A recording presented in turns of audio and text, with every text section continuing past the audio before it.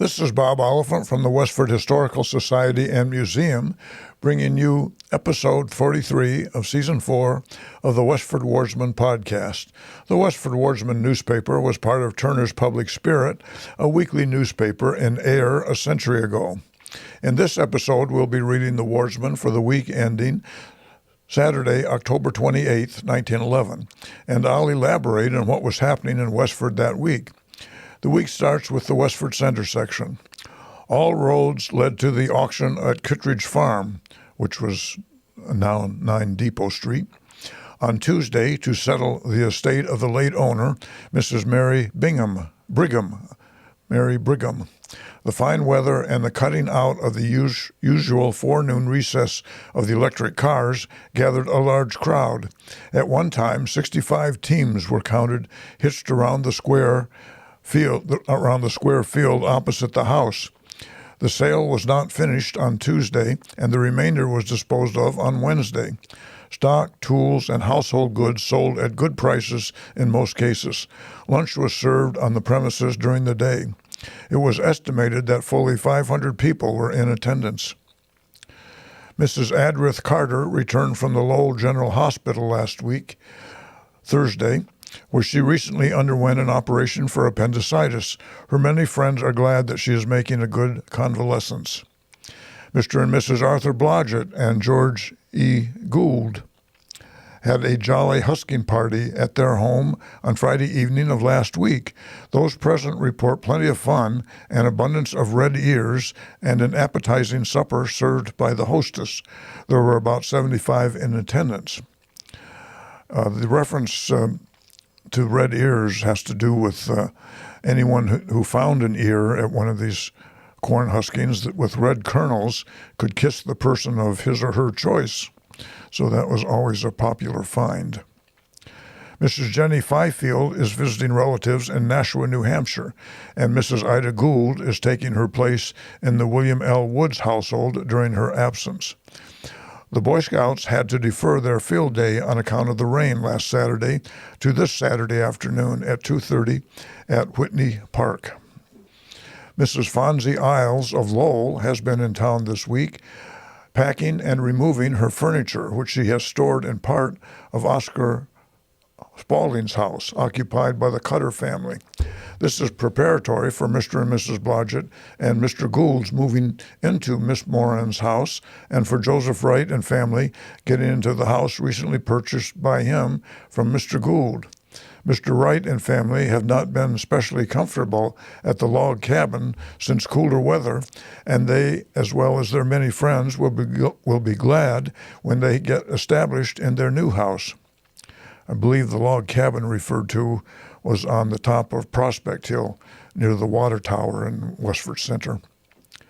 Frank Wright has been having the 15 days vacation from RFD Route Number 1 allowed by Uncle Sam, and Warren Carkins has been substituting for him. Mrs. Fletcher Peckins is ill at her home with bronchial pneumonia. The John Perkins family are in quarantine with measles, 2 of the 4 boys being sick. Next section is a funeral. The funeral of the late Augustus Bunce was held from the home at Providence Farm Thursday afternoon, October 19th at 2:30 o'clock. I believe that was located on Providence Road. Reverend David Wallace was the officiating clergyman. Mr. Wallace paid a very sympathetic and sincere tribute to the memory of the deceased, which found ready response in the hearts of all present. A quartet from the church consisting of Houghton Osgood, Arthur Day, Mrs. Cyril Blaney, Miss Althea Sims rendered the following selections: "Who are these like stars appearing?" and "For all thy saints who from their labors rest." The bearers were Houghton Osgood, Arthur Day, George Snow, and W.H.H. Burbeck. It's William Henry Harrison Burbeck. Interment was in the family lot in Fairview Cemetery and was in charge of Undertaker David Grieg of Westford. The next section is the Westford Grange section. At the regular meeting of the Grange last week, Thursday evening, a class of 7 candidates received the 3rd and 4th degrees.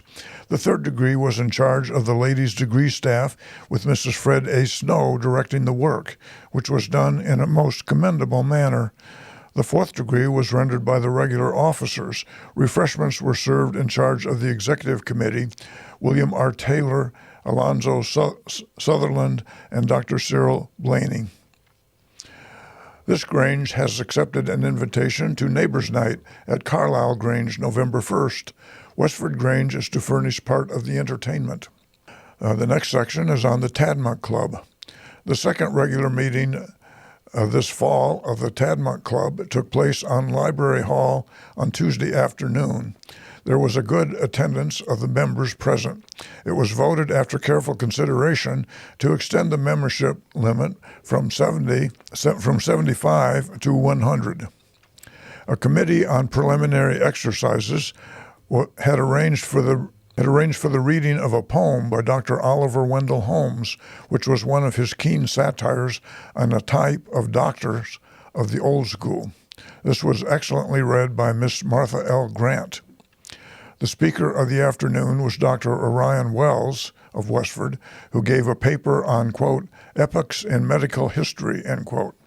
This was followed, and deservedly so, with the closest attention.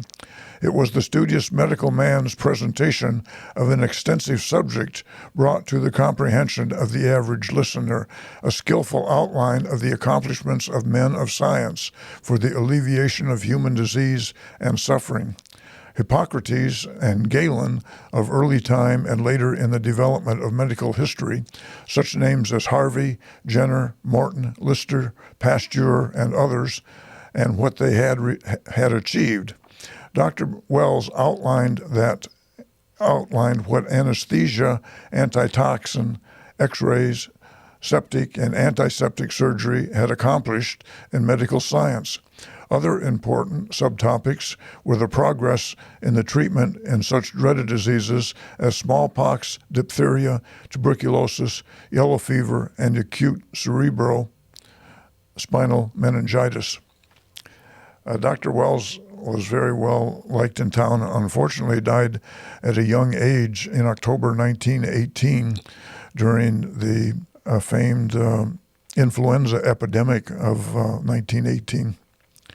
At the close of his paper, Dr. Wells showed some interesting plates illustrating the work of the X-rays. The next meeting will be the first in the winter special tour for study of South America, the special subject being the conquest of Peru, in charge of Charles Prescott. The next section is called Presentation. Following the regular service at the Congregational Church on Sunday evening, a somewhat unusual and interesting event took place. This was the farewell goodwill party with presentation tendered to Mrs. Sarah Lillian and May Arnold, who lived at 4 Graniteville Road, who were to leave the following Wednesday to spend the winter in California. A little diplomacy was used to ensure the presence of all 3 at the meeting. This was a little unusual in that these 3 unmarried sisters usually went to Florida together during the winter. Now they're going to California. Following the preaching service, Arthur Day, church moderator, called a brief business meeting when John Wright was chosen assistant treasurer in place of Miss Lillian Atwood, the regular church treasurer, during the latter's absence, after which Mr. Wallace requested the audience to remain seated a little longer and, in most felicitous manner, extended the goodwill and appreciation to the Mrs. Atwood of their many friends in the church, and presented, as a slight manifestation of the same, a gift to each to use while away and to remind them of the home friends. To Miss Lillian, a fountain pen of newest pattern, which he suggested might be used to record new impressions and to write to the home friends. To Miss Sarah, he presented an electric flashlight, and to Miss May, a beautiful traveling toilet set in sealed leather case. A 4th gift for the use of all the party was a fine, large thermal bottle. The Atwood sisters bought a car around this time frame, and there's a nice picture of them sitting in the car in front of their house at 4 Graniteville Road. I'm wondering if they took the car out to California on this trip. The recipients were taken completely by surprise, and no formal speeches were expected. Mr. Osgood immediately announced the hymn, "God Be With You Till We Meet Again," which was sung with very significant and a genuine expression, after which all repeated the Mizpah benediction with the same earnestness, and then came the opportunity for all to informally greet the prospective travelers and to wish them Godspeed and a pleasant sojourn in the West.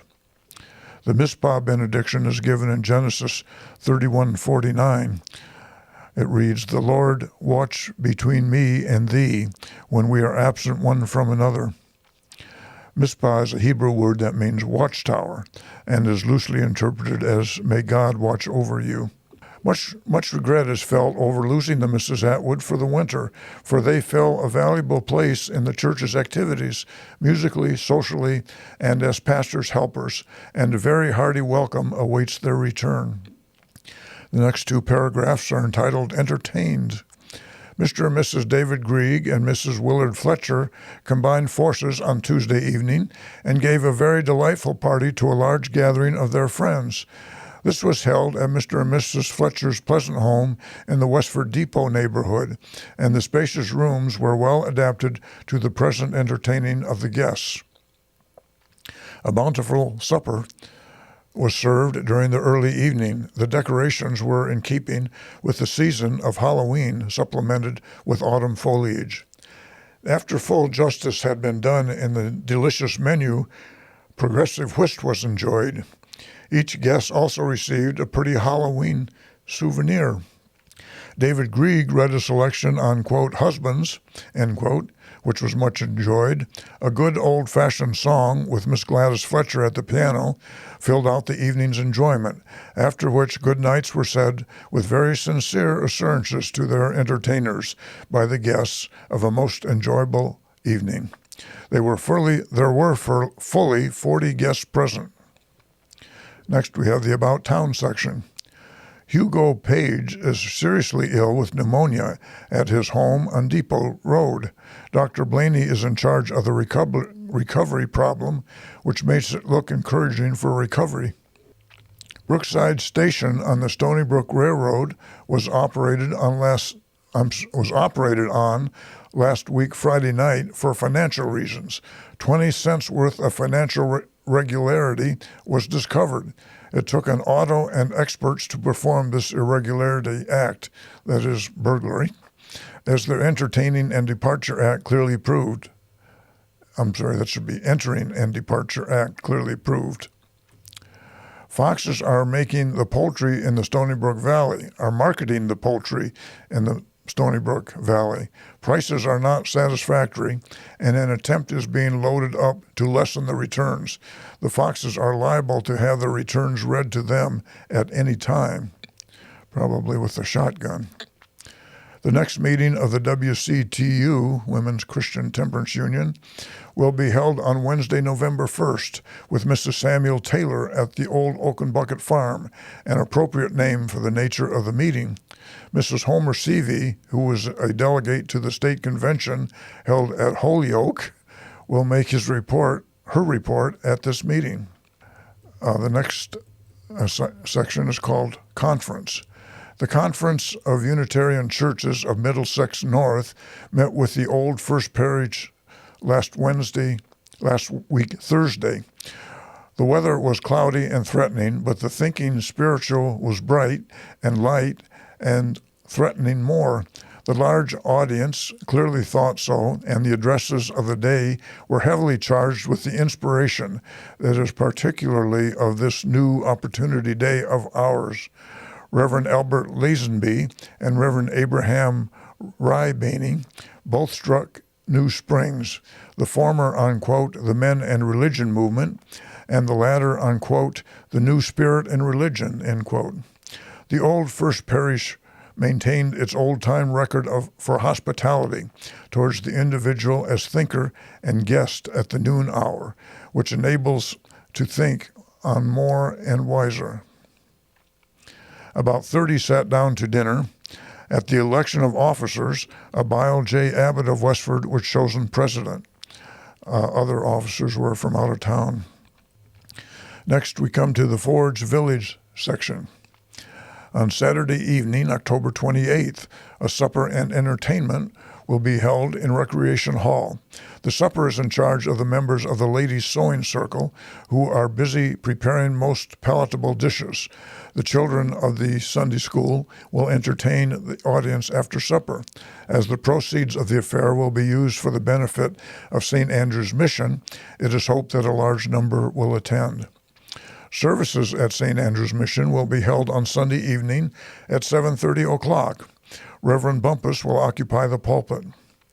Mr. and Mrs. George Good here are to leave for New York, having closed their cottage on Forge Pond for the season. A large number from this village attended the husking bee at the home of George Gould in Westford last week, Friday evening. The Mrs. Teresa Lowther and Rachel Cherry have joined the Choral Society of Lowell. Mr. and Mrs. Willis Holt of Lowell was the guest of Mrs. Willis Holt of Lowell was the guest of Mrs. M.A. Lowther on Wednesday.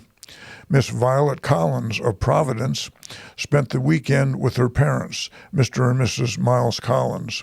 Mr. and Mrs. Fred Swain and family have purchased a new house in North Chelmsford, which they hope to occupy shortly. Mr. and Mrs. George Kugel are spending their vacation visiting relatives and friends in Hartford and Bridgeport. Albert Rose of Cambridge is the guest of his grandmother, Mrs. Mary Ward.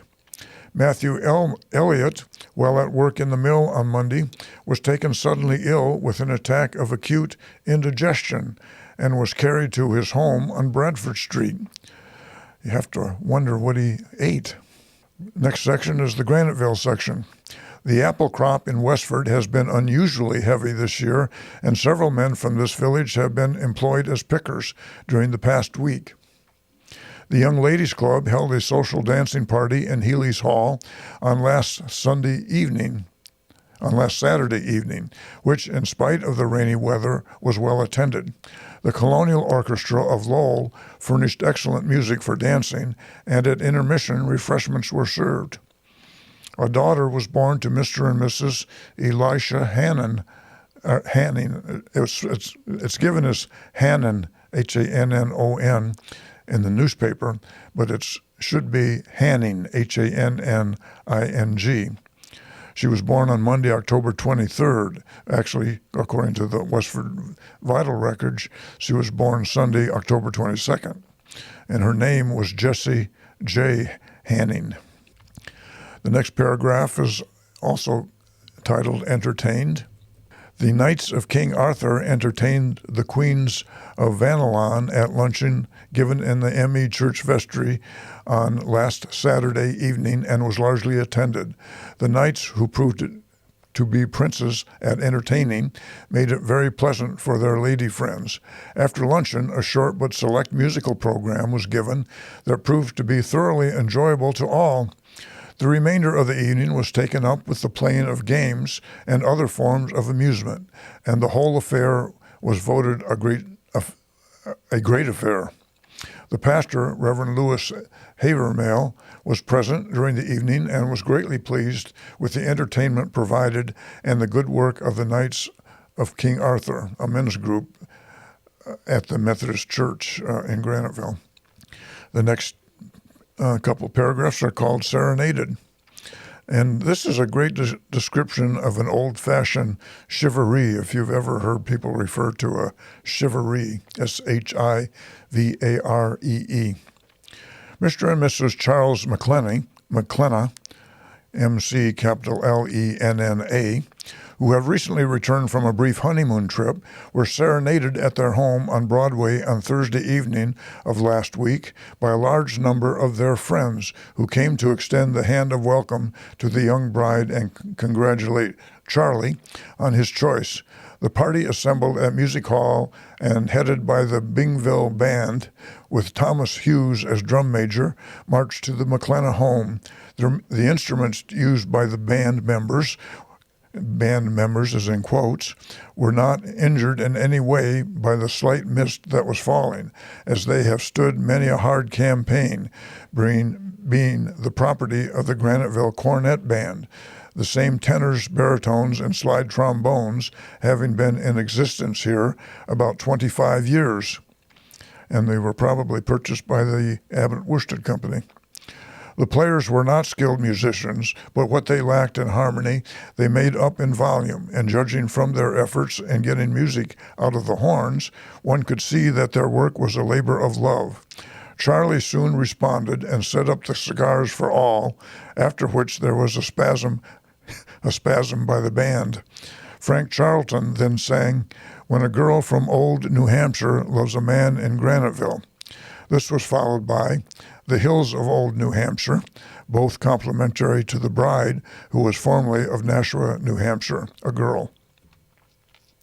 After a brief reception was held by Mr. and Mrs. McLenna, during which all shook hands with the bride and bridegroom. 3 cheers were given to the happy couple, and after singing "For He's a Jolly Good Fellow" and "Good Night, Ladies," the serenaders, with their harmonious accompaniment, formed in line and marched back to the hall, where all separated for their various homes. It was a welcome home for Charlie and his bride, all right, and both appreciated the thoughtfulness of the boys. The boys is also in quotes. The next section is on St. Catherine's Church. Sunday morning, St. Catherine's Church, both Masses were celebrated by Reverend Michael Doherty, and he also delivered the first of a series of instructive sermons on, quote, the holy sacrifice of the Mass, end quote. On Tuesday afternoon at 3:30 o'clock, instruction for the children who are preparing for their first communion was held in St. Catherine's Church. In the evening at 7:30, the Holy Rosary devotions were held, followed by benediction of the Blessed Sacrament. The regular choir were in attendance, and the services that were conducted by Reverend M.E. Doherty were largely attended. Tomorrow evening at 7:30 o'clock, there will be a meeting of the Holy Name Society in St. Catherine's Church, and every man, particularly the young men of the parish, are invited to be present. And that's the news in Westford for the week ending October 28th, 1911. Thank you for listening, and thanks to Ryan Cousins of Westford CAT for providing technical support. You can find transcriptions and podcasts from the Wardsman at our website at museum.westford.org or visit the Historical Society's Facebook page for more Westford news from days gone by. This is Bob Oliphant, and I hope you will join us for next week's Westford Wardsman podcast. Thank you.